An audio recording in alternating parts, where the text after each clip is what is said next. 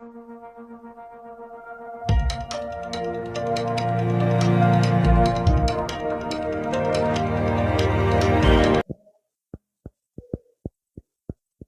Everyone, मेरा नाम निक नारायण है। Welcome to the learning loop online education platform. मैं आज आपको diploma courses branch computer science में एक सब्जेक्ट है सी प्रोग्रामिंग। आज मैं उसके बारे में आपको बताऊंगा कि सी क्या होती है। What is C? C is a high level programming language. इसका यूज सॉफ्टवेयर सिस्टम प्रोग्राम्स बनाने में होता है। यह प्रोसीजर ओरिएंटेड लैंग्वेज है जिसे कंप्यूटर साइंस में स्ट्रक्चर प्रोग्रामिंग लैंग्वेज भी कहा जाता है। सी प्रोग्रामिंग को हम कंपाइलर भी कहते हैं। सी लैंग्वेज हमेशा असेंबली लैंग्वेज से हाई लेवल प्रोग्रामिंग लैंग्वेज जैसे कि जावा, HTML के कई सारे फीचर्स लेता है। हम यहां पर एक डायग्राम देखेंगे।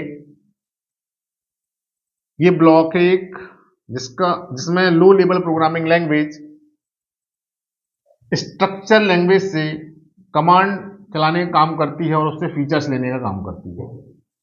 High level programming language structure language से वर्किंग करती है और फीचर्स लेने का काम करती है।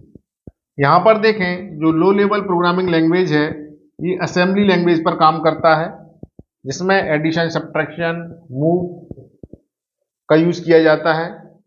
यहां पर देखें आप, हाई लेवल प्रोग्रामिंग लैंग्वेज जैसे कि जावा, HTML, इसको कहते हैं hyper text markup language. Note देखें यहां पर, structural language low level language से कमांड फीचर्स तथा हाई लेवल लैंग्वेज से वर्किंग फीचर्स लेकर हाई लेवल प्रोग्रामिंग लैंग्वेज बनाने का काम करता है। ये हमारी सी प्रोग्रामिंग की डेफिनेशन थी।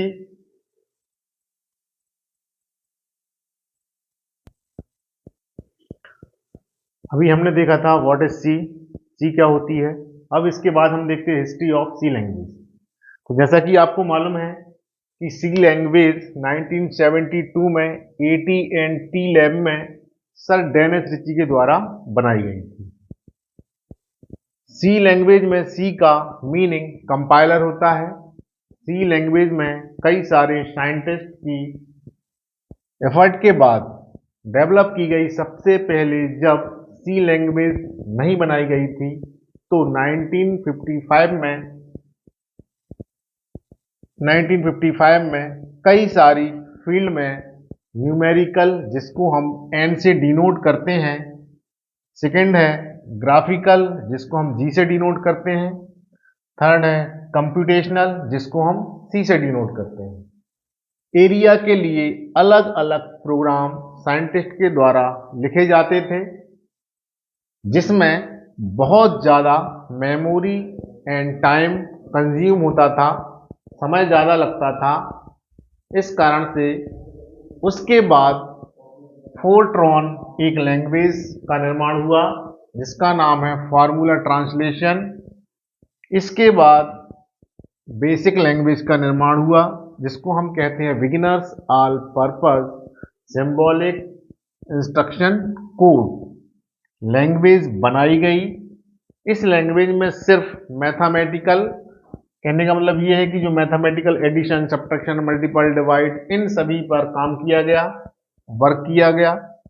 तथा इसलिए इन लैंग्वेज को एडवांस बनाने के लिए, अभी क्या था, जितनी भी प्रोग्रामिंग लैंग्वेज इसमें निर्माण की गई हैं उनसे काम नहीं चल रहा था, इसलिए एडवांस काम किया उन्होंने उस लैंग्वेज के लिए। और 1960 में एक एल्गोरिथम आई जिसको हम कहते हैं एल्गोरिथम लैंग्वेज। एल्गोरिथम का मतलब ये होता है कि जब हम कोई कार्य करते हैं तो स्टेप बाय स्टेप कार्य करते हैं। ठीक है ना, लेकिन इससे भी काम नहीं चल पा रहा था जैसा कि आपको मालूम है।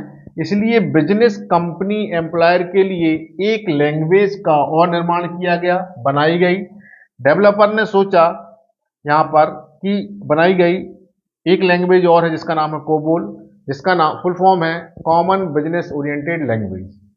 तो कोबोल के बाद इसके बाद भी एक निर्माण हुआ कि डेवलपर ने सोचा कि क्यों ना एक ऐसी लैंग्वेज को बनाया जाए जिसमें न्यूमेरिकल का भी काम हो, मैथमेटिकल का भी काम हो, कंप्यूटेशनल का भी काम हो। सारी लैंग्वेज को एक साथ एक फील्ड पे उतारा गया और उन पर काम किया गया। उसके बाद दो लैंग्वेज बनाई गई जिसका नाम है CPL, फुल फॉर्म है कंबाइंड प्रोग्रामिंग लैंग्वेज। सेकंड है बी जिसको हम कहते हैं बिजनेस लैंग्वेज। जैसा कि अभी मैंने बताया था कि CPL एंड बी के बाद सर डेनिस रिची ने इन दोनों को कंबाइन कर दिया था, आपस में जोड़ दिया था, आपस में मिला दिया था, जिससे एक सी स्ट्रक्चर लैंग्वेज जनरेट हुई। उसका एक नाम दिया गया कंपाइलर, इसीलिए इसको हम कंपाइलर लैंग्वेज भी कहते हैं सी को। अब यहाँ पर एक डायग्राम बताया गया है कि बी एक बिजनेस लैंग्वेज है, CPL एक कंबाइंड प्रोग्रामिंग लैंग्वेज है, और यहाँ पर स्ट्रक्चर लैंग्वेज जिसको हम कहते हैं कंपाइलर। यहाँ पर देखा गया है कि बी और CPL को आपस में कनेक्ट करके उन दोनों को कंबाइन कर दिया गया है। इसके बाद इन दोनों को मिलाकर ही आपकी एक लैंग्वेज बनी जिसका नाम है स्ट्रक्चर लैंग्वेज। मतलब जो स्ट्रक्चर लैंग्वेज है वो सी को कहते हैं हम, उसी का एक नाम दे दिया गया जिसको हम कंपाइलर कहते हैं। तो कैसी लगी आज की क्लास? हम नेक्स्ट वीडियो में मिलते हैं, नेक्स्ट क्लास में मिलते हैं। Thank you.